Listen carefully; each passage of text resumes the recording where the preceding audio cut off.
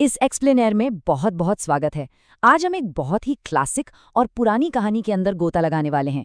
ये कोई आम कहानी नहीं है, बल्कि एक ऐसी साधारण सी लगने वाली त्रासदी है जो देखते ही देखते एक रहस्यमयी कॉस्मिक पहेली में बदल जाती है। ये पूरी चर्चा अपराध बोध, हमारे इरादों और हमारे बोले गए शब्दों के उस अदृश्य वजन के बारे में है जिसे अक्सर हम यूं ही नज़रअंदाज कर देते हैं। चलिए एक बहुत ही गहरे सवाल के साथ इसकी गहराई में चलते हैं। जरा सोचिए, जब कोई बहुत ही अच्छे इरादे से किया गया काम, जिसमें रत्ती भर भी कोई बुरी नियत ना हो, वो भयंकर रूप से गलत हो जाए, तो ब्रह्मांड उसका दोष किसे देता है? उस पाप का भागीदार असल में कौन बनता है? भाग 1, अनजाने में हुआ पाप। इस कर्म चक्र और पहेली को समझने के लिए कहानी शुरू होती है एक बहुत ही धर्म कर्म वाले राजा से। राजा ने तय किया कि वो हर दिन दान पुण्य का एक बहुत बड़ा काम करेगा। इस राजा का रोज का नियम वाकई बहुत उदार था। उसने प्रण लिया था कि वो हर दिन ठीक 100 अंधे लोगों को मीठी खीर खिलाएगा। रोजाना 100 लोग, ये कोई छोटी मोटी बात नहीं थी, बल्कि एक बहुत ही गहरी और सच्ची धार्मिक निष्ठा थी। अब घटनाओं के उस विनाशकारी क्रम पर नजर डालते हैं जिसे चाहकर भी टाला नहीं जा सका। पहले घंटे में क्या होता है? रसोइया खीर वाले दूध को ढकना भूल जाता है। फिर दूसरे घंटे में न जाने कहां से एक सांप आता है और उस खुले दूध में मुंह मारकर अपना जहर छोड़ देता है। और अंततः तीसरे घंटे में वो अंधे लोग उस जहरीली खीर को खा लेते हैं। बिना किसी की गलती के एक छोटी सी चूक से कितनी बड़ी दुर्घटना हो गई। और इसका नतीजा? 100 निर्दोष लोगों की जान चली गई। उस राजा की मानसिक स्थिति की बस कल्पना करके देखिए। उस पर अपराध बोध का ऐसा पहाड़ टूट पड़ा जिसकी कोई था ही नहीं थी। वो बुरी तरह घबरा गया कि उसे इतने सारे निर्दोष लोगों की हत्या का महापाप लगेगा। उसका मन अंदर तक पूरी तरह से टूट चुका था। भाग 2, धर्मराज की बड़ी दुविधा। इस भयंकर पाप से मुक्ति पाने और मन की शांति खोजने की सख्त चाहत में उस हताश राजा ने अपना सारा राजपाट, अपना पूरा राज्य छोड़ दिया और प्रायश्चित के लिए जंगलों की ओर निकल पड़ा। अपनी इस मुश्किल यात्रा के दौरान राजा एक अनजान गांव पहुंचा। वहां की चौपाल में बैठकर उसने पूछा कि क्या यहाँ कोई बहुत ही धार्मिक परिवार है ताकि वो रात वहां बिता सके। लोगों ने उसे एक ऐसे घर का रास्ता दिखाया जहां एक भाई और बहन रहते थे जो पूजा पाठ में बहुत लीन रहते थे। राजा ने वहां जाकर रात रुकने की गुजारिश की। अगली सुबह कहानी में एक बहुत ही सस्पेंस भरा मोड़ आता है।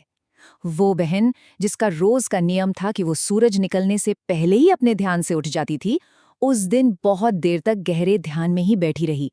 सूरज काफी ऊपर आ चुका था और ये बिल्कुल भी सामान्य बात नहीं थी। जब वो ध्यान से उठी तो उसने जो बताया वो सच में चौंकाने वाला था। उसने कहा कि ऊपर ब्रह्मांड में एक मामला बहुत बुरी तरह उलझा हुआ था।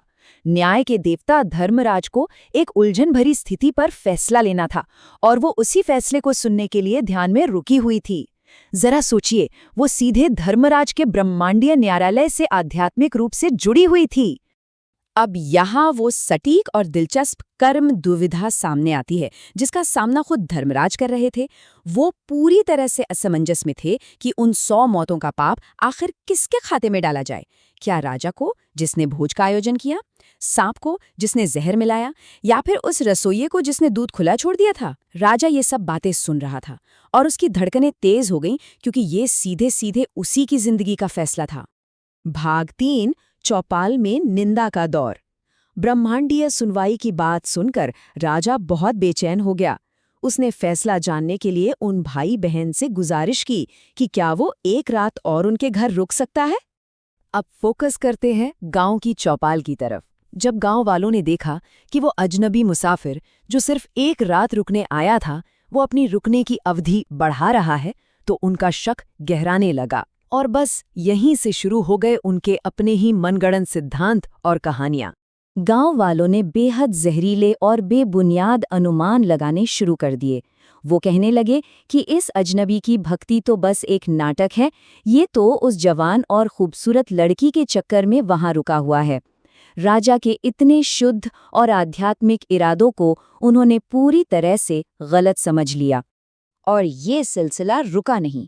गांव वालों ने अपना पूरा का पूरा दिन उस चौपाल में बैठकर उस अजनबी राजा के चरित्र की धज्जियां उड़ाने में लगा दिया।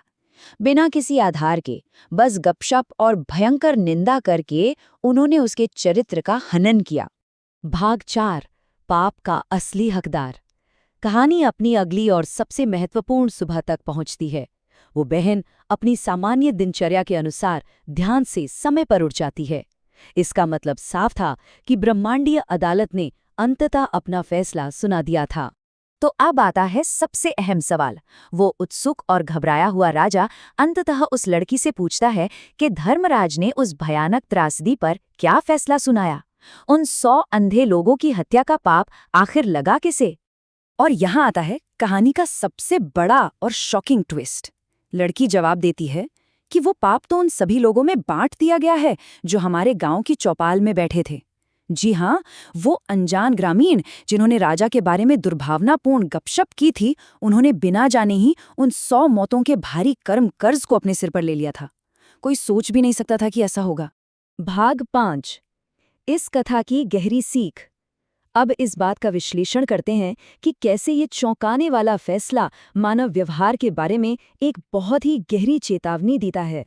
यहाँ निंदा शब्द के कोर कॉन्सेप्ट को समझना बहुत जरूरी है। निंदा का मतलब है बिना किसी आधार के दूसरों के बारे में बुरा बोलना या गपशप करना। देखिए, राजा, सांप या रसोइये, इनमें से किसी के भी मन में कोई बुरी भावना या द्वेष नहीं था। लेकिन गांव वालों की निंदा, वो एक जानबूझकर किया गया एक एकदम जहरीला विकल्प था। ये बहुत ही शानदार तरीके से दर्शाता है कि ब्रह्मांड का तराजू कैसे काम करता है। अनजाने में हुए परिणामों की तुलना में नियत और अंदर की दुर्भावना को बहुत अधिक महत्व दिया जाता है। एक तरफ बिना किसी द्वेष के अनजाने में हुआ नुकसान था और दूसरी तरफ सक्रिय रूप से मजे ले लेकर की गई निंदा थी। ब्रह्मांडीय न्याय ने दुर्भावना को चुना। इस पूरे कहानी का अंतिम सार यही है कि निंदा करना या गपशप में शामिल होना सच में एक बहुत ही घाटे का सौदा है। जो व्यक्ति निंदा करता है वो बैठे बिठाए उन लोगों के पापों का बोझ अपने सिर पर ढोने लगता है जिनकी वो बुराई कर रहा है। ये एक ऐसा बोझ है जिसे बिना मांगे ही गले लगा लिया जाता है। चलिए, इस पूरे विश्लेषण के मुख्य बिंदुओं को एक बार समेट लेते हैं। पहला, कर्म के न्याय में इरादे सबसे ज्यादा मायने रखते हैं। दूसरा, निंदा और गपशप सक्रिय रूप से नकारात्मक बोझ को हमारी तरफ खींचते हैं। और तीसरा, निंदा करने वाले लोग अनजाने में ही सही उन लोगों के पापों को अपने साथ ले जाते हैं जिनका वो अन्यायपूर्ण मूल्यांकन करते हैं। इस एक्सप्लेनियर को एक विचारोत्तेजक प्रश्न के साथ समाप्त करते हैं। अगली बार जब समाज की किसी गपशप में किसी के चरित्र के बारे में कोई अनुमान लगाया जा रहा हो तो जरा रुककर ये विचार करना बहुत आवश्यक है कि वहां कौन से अदृश्य बोझ आमंत्रित किए जा रहे हैं। क्या अनजाने में किसी और के पापों का खाता तो नहीं खोला जा रहा है? इसी गहरे विचार के साथ ये विश्लेषण यहीं समाप्त होता है।